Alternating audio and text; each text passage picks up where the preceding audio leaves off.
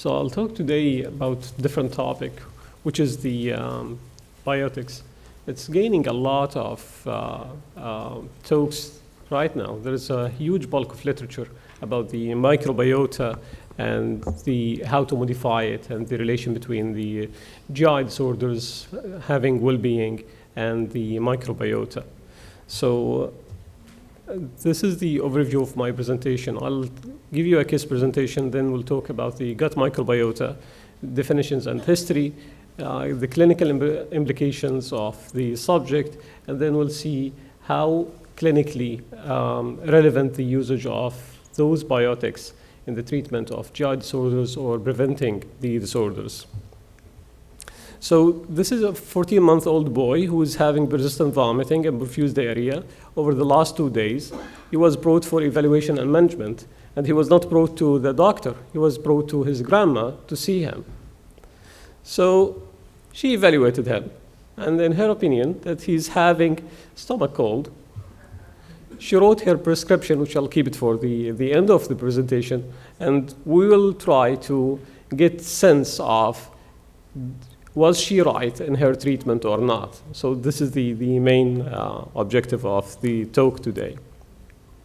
The term gut health was introduced by Bischoff lately in 2011, which defined it as a state of physical and mental well-being in the absence of gastrointestinal complaints that require the consultation of a doctor, in the absence of indications or risk of bowel disease, and in the absence of confirmed bowel disease.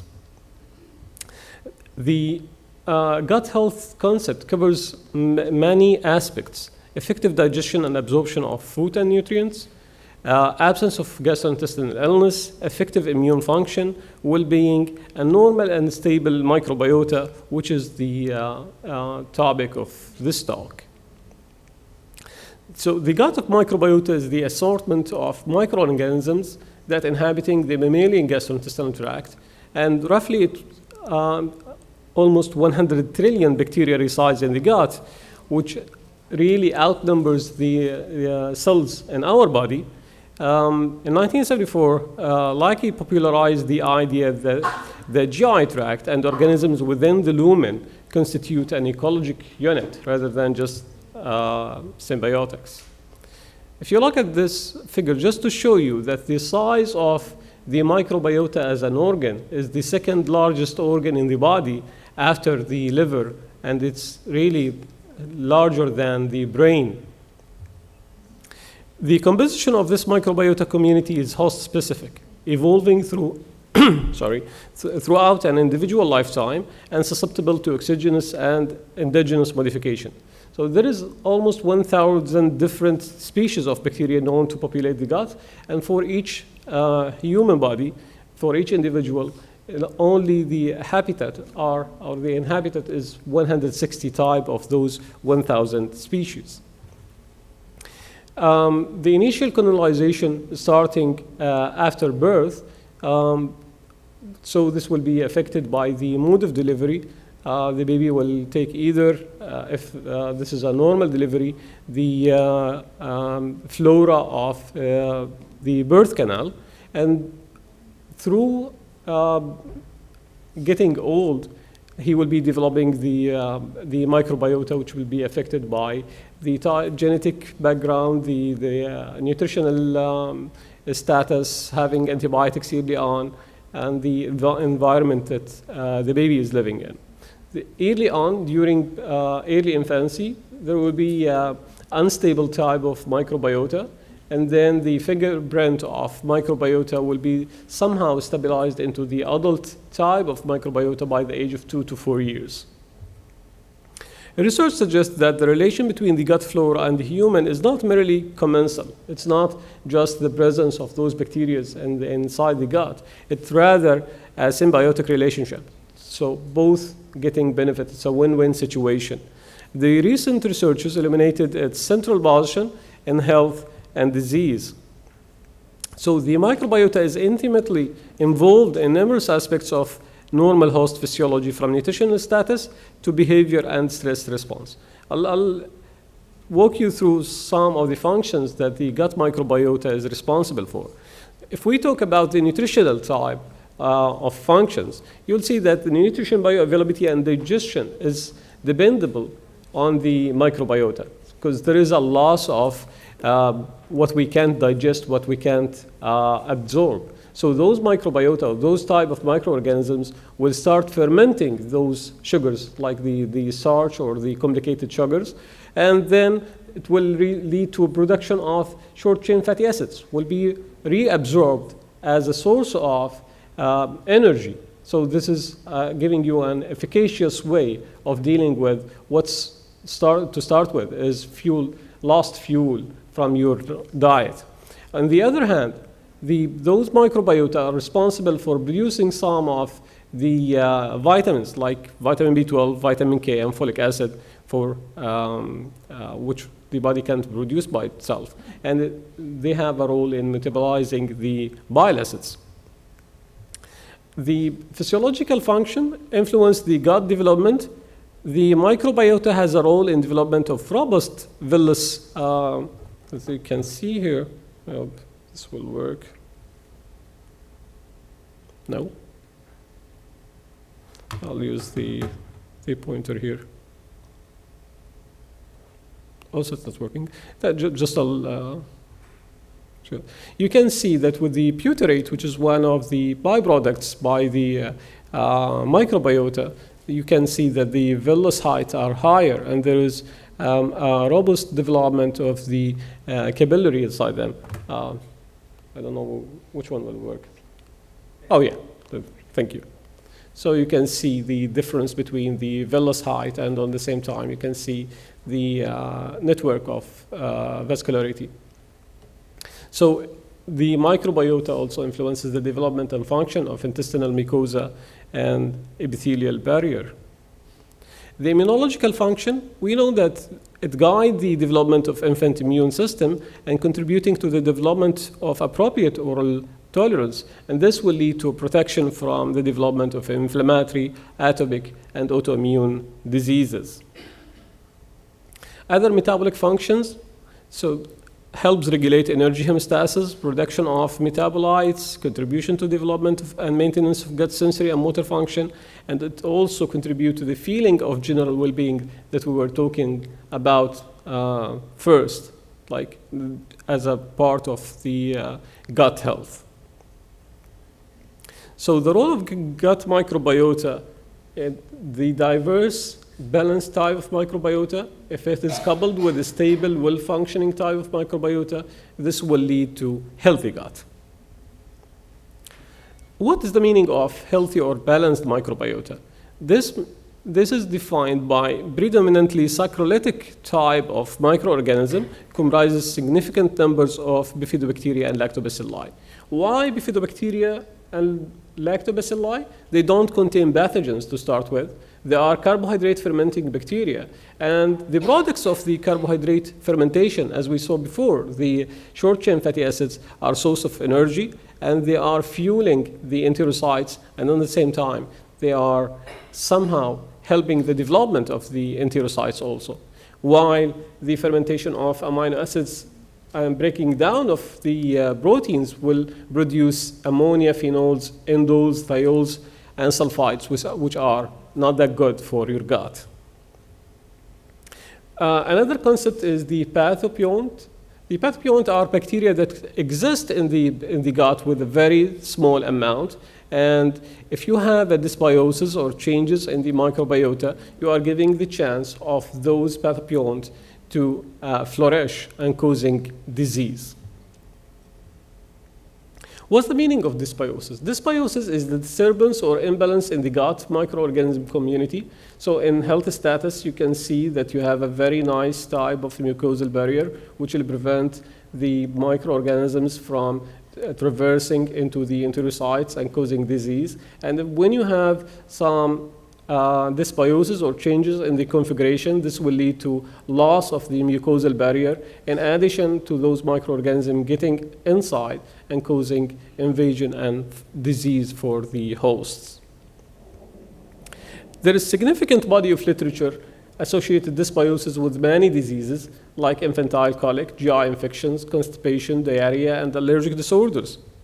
On the same time, this is early on. On the same time, again, there is bulk of literature about later in life that they will produce atopic disorders. There's a talk about the celiac disease and the relation with the microbiota. Again, the obesity that Dr. Oma and Dr. Porto were talking about, that there is a relation between dysbiosis and those chronic disorders, autoimmune disorders, IBS, behavioral and mood disorders, and even there's some evidence that schizophrenia, for example, they have problems with their dysbiosis or their microbiota. What about the therapeutic approaches? If we understand the role of the gut microbiota in health and disease, so modulating the composition of those type of microorganisms should help us in treating some disorders. So the symbiotic relationship between gut microbiota and host can be optimized by either nutritional modification, which is if you are providing the appropriate type of food for those good microorganisms, you are inviting them to flourish in your gut. Biotics uses using those microorganisms to start with to repopulate the gut will modify the function. Having the usage of antimicrobials targeting those microorganisms to start to change the type of flora you have. Or the last one, which is gaining further popularity, is the fecal transplant, especially in patients with significant Clostridium difficile infections, or even some will try this with patients with chronic constipation, IBS, and there's some trials on patients with Crohn's disease even. What is functional food?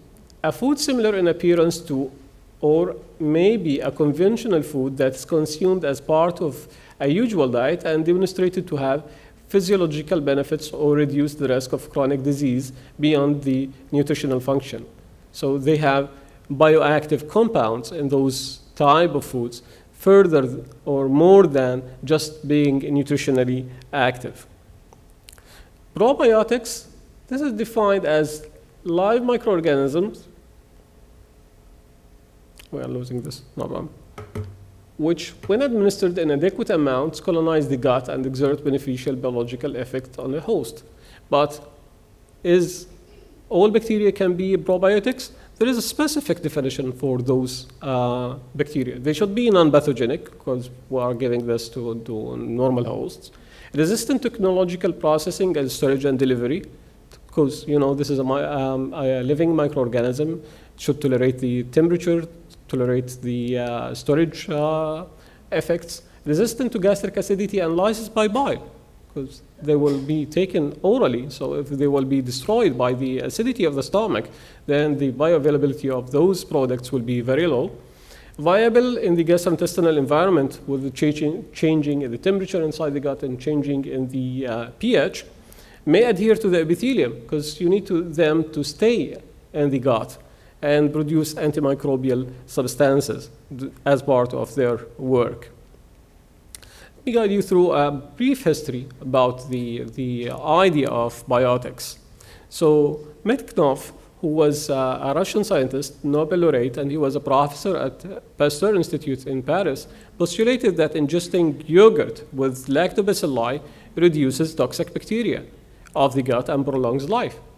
And he developed a diet of milk fermented with bacterium, and he called the Bulgarian bacillus to start with, as the first talk about the probiotics. Then Kepler stressed the importance of lactobacilli for good health.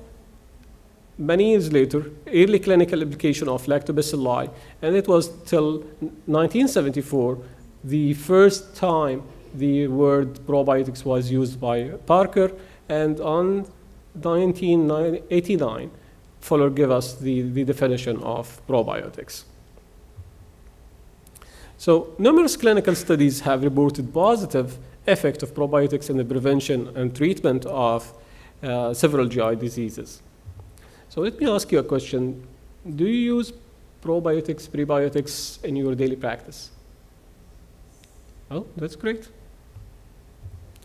So the preventive power of probiotics, it is postulated that acute gastroenteritis, nosocomial diarrheas, antibiotic-associated diarrheas, Clostridium difficile infection, neck, URI, allergy, and pouchitis. At least we have evidence of preventing most of these disorders by probiotics. Let's talk about acute gastroenteritis first. 3 to 5 billion cases of acute gastroenteritis and nearly 2 million deaths occur worldwide yearly under the age of 5. The cost of gastroenteritis to the community is huge, but it's still underestimated if the cost to the families also included, which is loss of time work, especially if the mother is working, all these things, adding further burden economically. And children with poor nutrition are at increased risk of complication and longer hospital stay if they get acute gastroenteritis. This is one of the early studies of trying to see the effect of probiotics on acute gastroenteritis. So those are malnourished kids from Peru who were distributed in 2 groups or 2 arms to receive either placebo or lactobacillus GG for 6 days a week till the age of 15 months. And what they found that the fewer episodes of diarrhea in the patients who are receiving the lactobacillus treatment.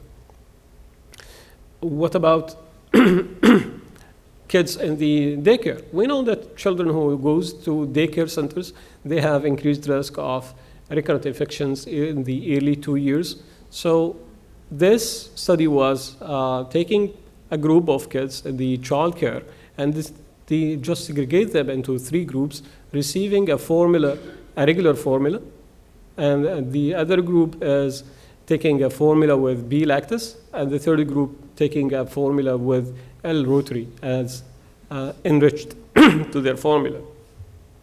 And what they found that the child care infants fed a formula supplemented with L-Rotary or B-lactis had fewer and shorter episodes of diarrhea, which is again supporting the idea that those type of management could reduce the chance of acute gastroenteritis in children.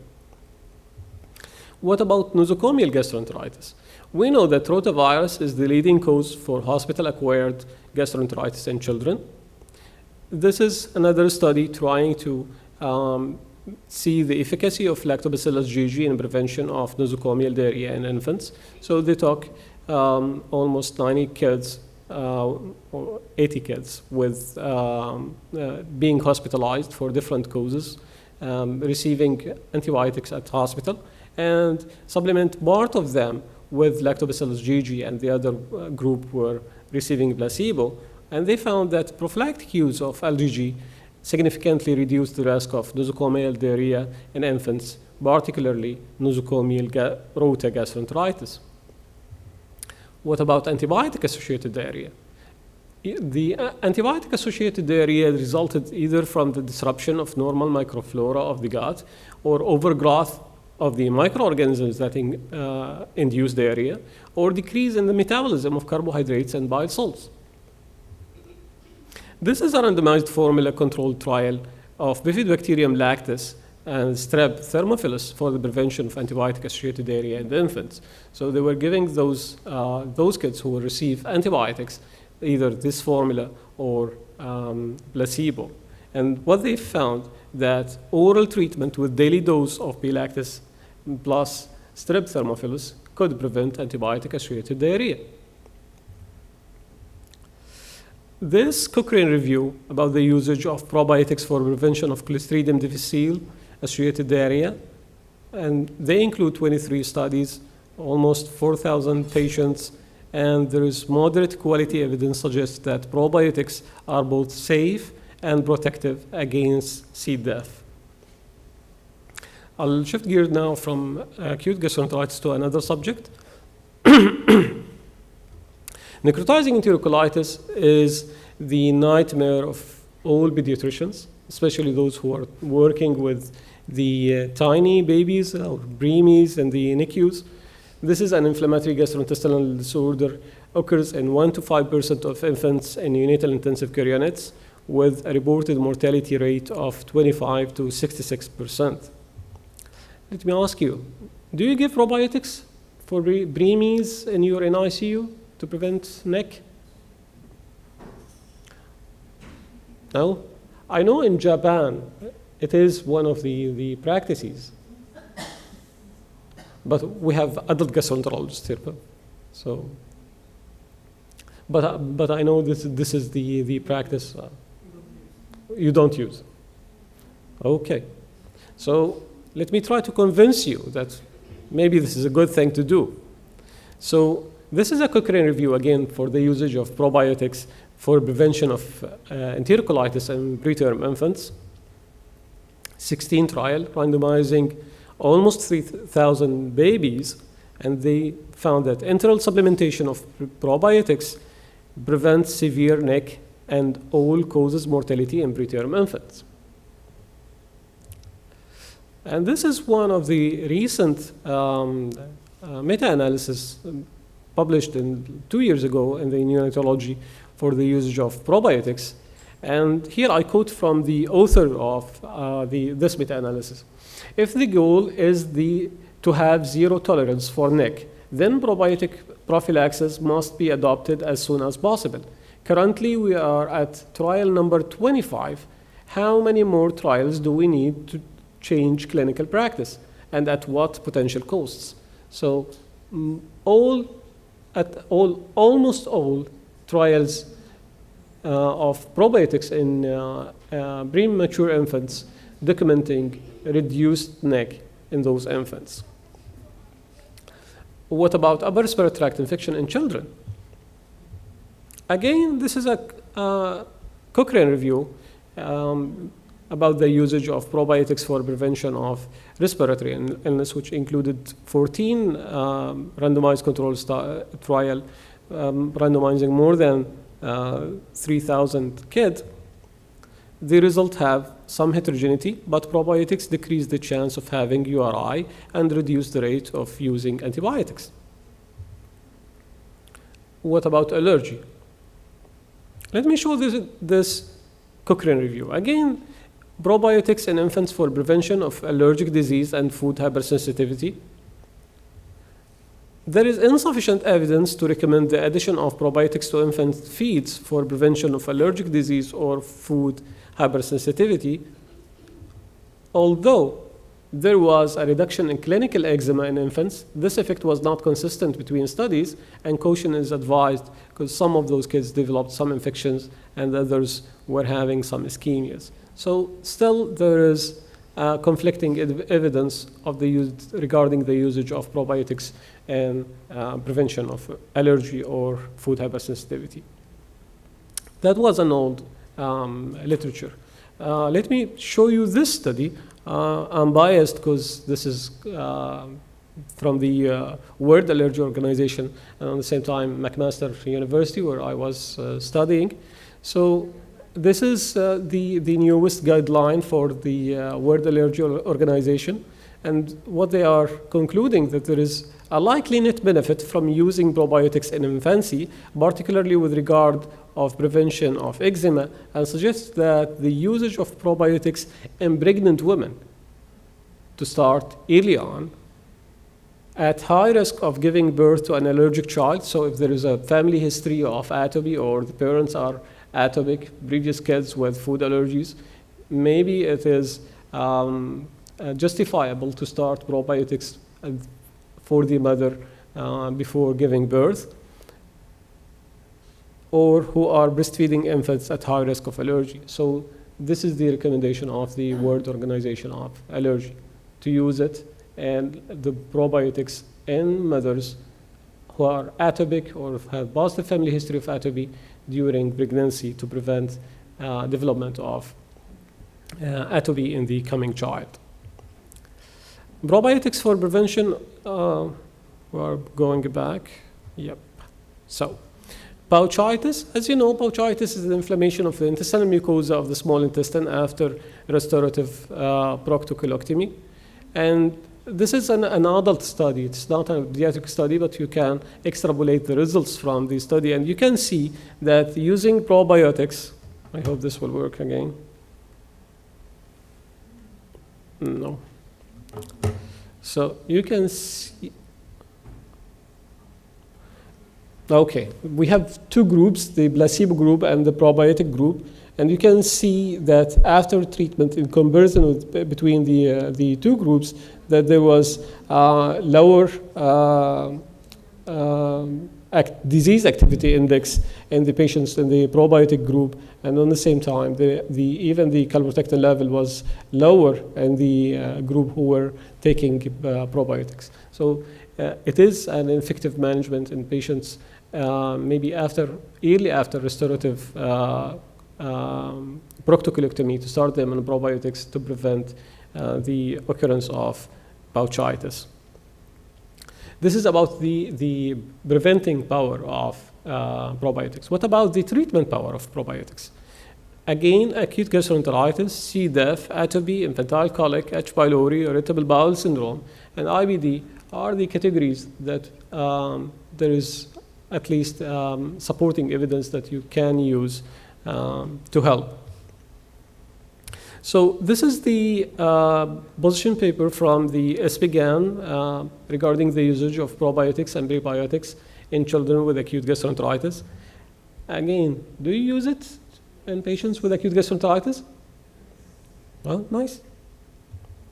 So the position paper recommending that although of weak evidence, the working group strongly recommend the usage of either Aspolardi or the Lactobacillus GG in the treatment of acute gastroenteritis.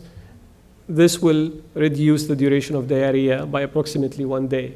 And 1 day is not bad for a patient who's a small child who's having severe gastroenteritis, and for the family also who are dealing with such kid. C. diff as a treatment.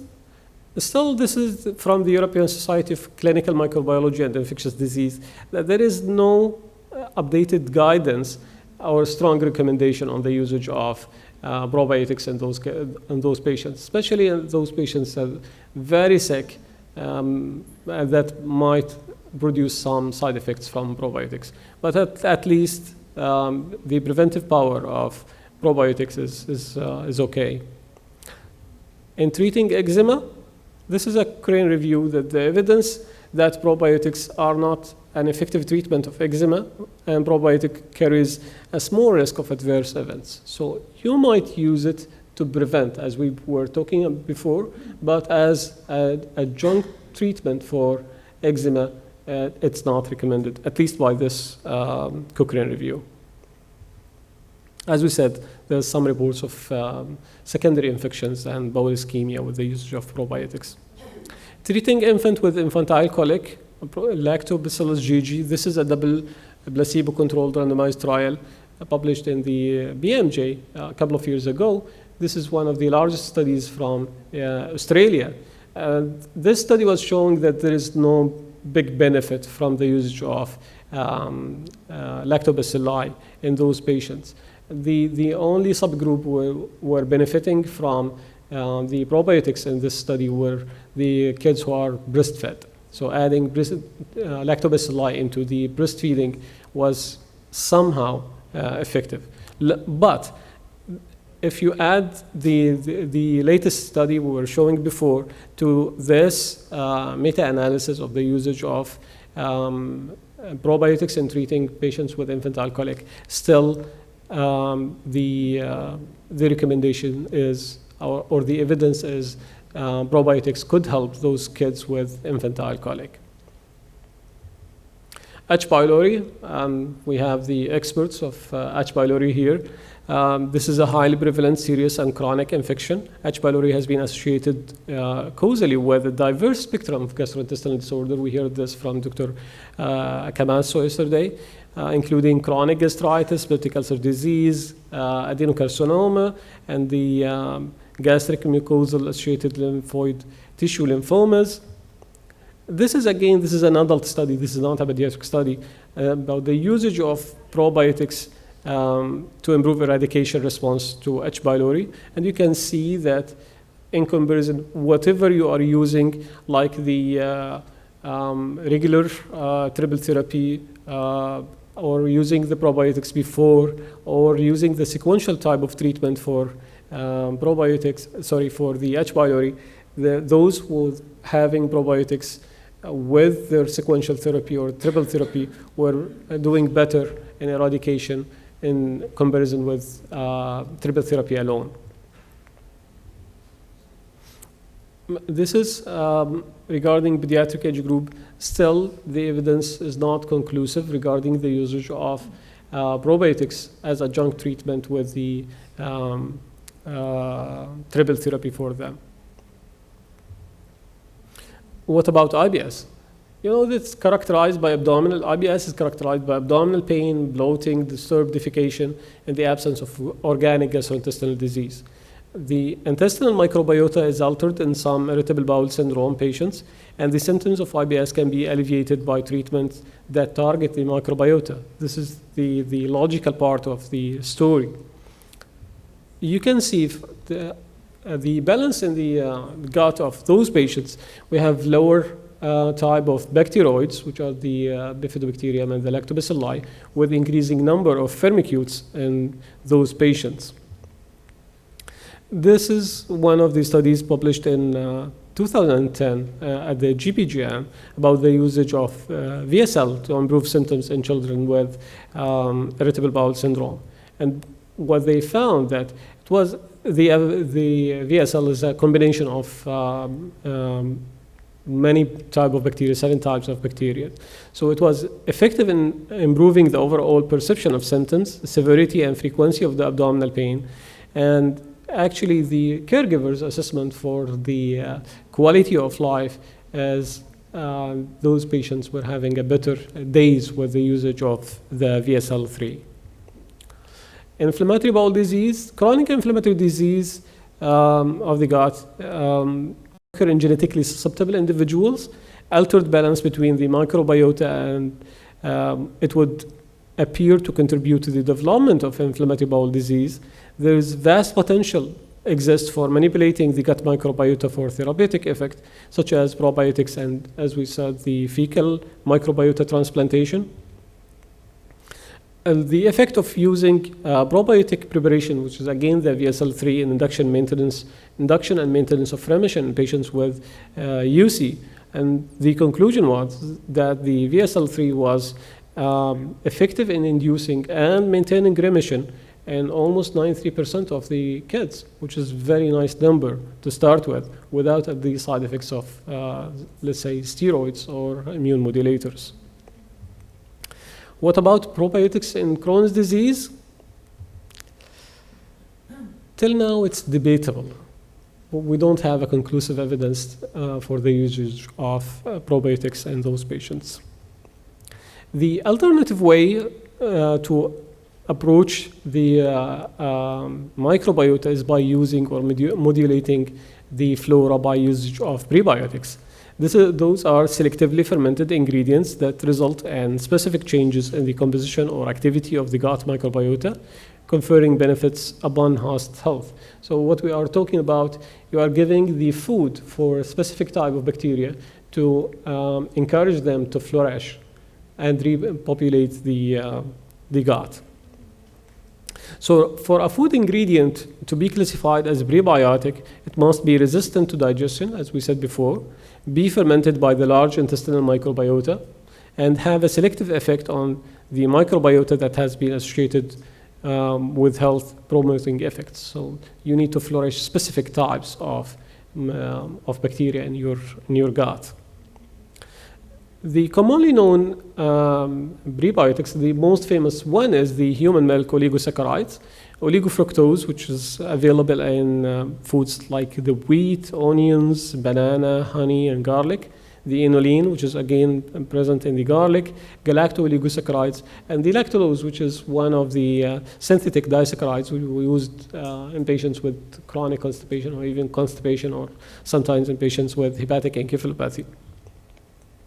How it's work? The probiotics or oligosaccharide pass undigested to the large colon. Then the bifidobacterium or lactobacilli will metabolize that and producing or fermented that, producing the short chain fatty acids.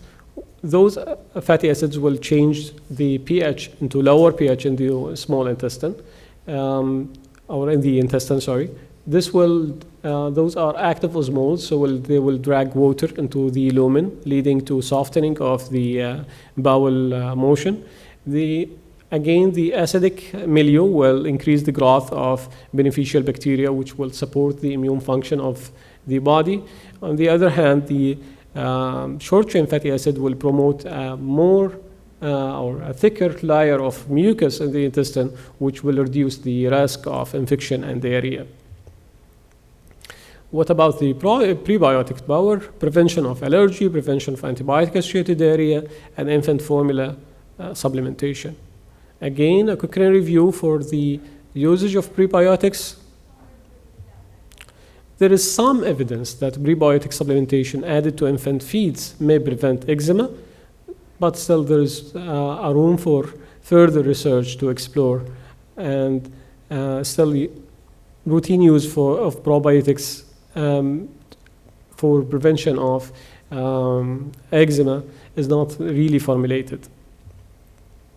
Again, the usage in acute gastroenteritis or to prevent antibiotic-associated diarrhea, administration of 2 prebiotics, the inulin and the FOS, was not effective for preventing diarrhea and antibiotic-associated diarrhea. The overall frequency of diarrhea was low, and the study was underpowered, so it was not that conclusive.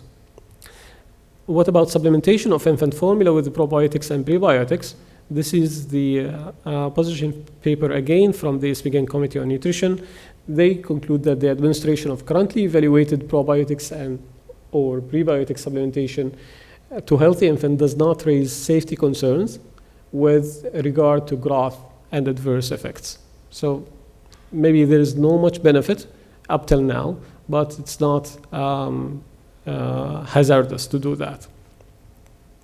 Those are 2 reviews regarding the usage again of prebiotics in infant formula, and those from the South African group, and there is not enough evidence to state that supplementation of term infant formula with symbiotic probiotics or prebiotics does result in improved growth or clinical outcome in term infant, and there is no data available to establish a guideline for the addition of them.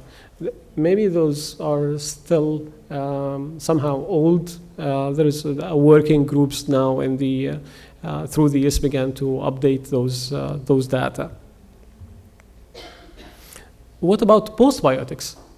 Postbiotics are the products made by or involving beneficial microorganisms, such as products of fermentation that we are, so those the end product of having the probiotics working on fermentation and containing no living microorganisms or bacteria, thought to exhibit immunomodulatory properties, and the using of postbiotics to modify gut flora is getting popularity nowadays. Although of all these evidences, it's still we don't see on clinical grounds it's that effective. So why it's not working the way we were thinking of? If it's having all these nice effects, why we don't see all improvements with the usage of probiotics and prebiotics? The theories behind that using varying compositions, because this is a species specific. You can't extrapolate the results from one probiotics into the others. Different doses for variable diseases, this is another problem. And we said, as we said from the start, there is a fingerprint for the microbiota of each human body, and it's very difficult to change it. And even with the usage of probiotics, you need to give it continuously to enhance or repopulate the gut. And it was shown that if you stop the probiotics after a while, like 3 to 6 months, they will going back into their previous type of biota. So this is why we are not seeing great results or as expected from those type of interventions. Is there a harmful part from the usage of those remedies? The potential mechanism of harm, infective dissemination, as we said, in patients with like immune deficiencies or those who are severely deficient, you might get dissemination of those living microorganisms. Transfer of antibiotic resistance. You are giving microorganisms beside another type of microorganisms, so they have the chance to transfer their genetic materials. And part of the genetic materials are the genes for resistance for the antibiotics. So you need to be like cautious with the usage of those type of remedies. Regarding the infective dissemination, it's proven in severely ill patients. There is multiple case reports of bacteremia in patients with Aspergillosis, Lactobacilli, Bacillus cereus, and Bifidobacterium. And unfortunately, if you have one of these, this is very difficult to treat because those microorganisms are not meant to be pathogenic, and they are not. They have a huge resistance to the antibiotics that we are using. Transfer of antibiotic resistance, this is from veterinary type of literature that yes, there is a prevalence of antibiotic resistance in lactic acid bacteria isolated from feces of broiler chicken in Malaysia. So this is a risk to keep in mind. The transfer of genetic material, as I said, you are putting living microorganism beside another living microorganism, which there will be cross-talking between them and transferring of genetic material. Thank God, till now, the evidence that the transfer of genetic materials between those microorganisms is not involving the genes responsible for the antibiotic resistance, but you can guarantee that. In conclusion, FDA grants that this is generally recognized as safe status to Bifidobacterium and Lactobacilli. Current evidence does not indicate increased risk in not severely sick. Probiotics could be very useful in sick patients to prevent CD infection, for example, but still special caution is required. Back to the grandma. So what she prescribed for that young fellow, yogurt with onion, and this is a symbiotics. So further possibility of microflora management through combining probiotics and prebiotics. A symbiotic product exerts both the effect of pre and probiotics at the same time. So maybe she has some, she had an evidence-based medicine for what she's doing. And thank you. I wish you a healthy and happy microbiota. Thank you. Great questions. Yeah. Thank you very much. You. Great episode. Feces transplantation is topics in adult with several diseases. In children, does it try? Thank you for the question. I'm not sure if there is a huge literature about this yet in kids, but there's some trials in resistant cases of Clostridium difficile. Yeah, and most of the time, I know you have much more experience than me with that, but for the audience, it's simply you are taking the fecal material from a host with what's we can call a normal type of microbiota, and then you are transplanting that into the colon of those patients, hoping that they will repopulate the gut with the normal microorganisms. You can do that either through colonoscopy, and you are infusing this all through the gut, or sometimes through even the angitube. There's some trials of the angitube. So there is case reports in pediatrics, but there is no big studies on that.